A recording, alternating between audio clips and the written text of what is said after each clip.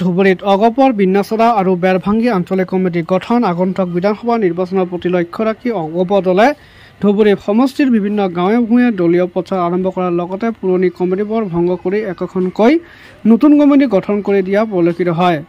আজি অগপ দলৰ ধুবুৰী বিধানসভা সমষ্টিৰ এটা সজাতি দলে বিন্যাচৰা আৰু বেৰভাঙ্গি অঞ্চলত দুখনকৈ আঞ্চলিক কমিটি গঠন কৰে।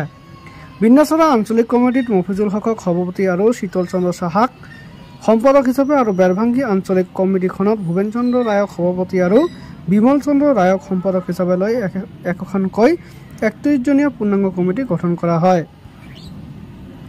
আজিৰ এই কাৰ্যসূচীত উপস্থিত থাকে অসম আন্দোলনকাৰী তথা অগপ দলৰ জিলা কমিটিৰ উপ সভাপতি শওকত আলী, ধুবুৰী জিলা কমিটিৰ সাধাৰণ সম্পাদক আবুবকৰ ছিদ্দিক পদ্মানী, ধুবুৰী বিধানসভা সমষ্টি সমিতিৰ সম্পাদকদ্বয় নুৰে শিবলি আৰু দীপ নাৰায়ণ কলিতাকে ধৰি অৰ্থ শতাধিক সদস্য।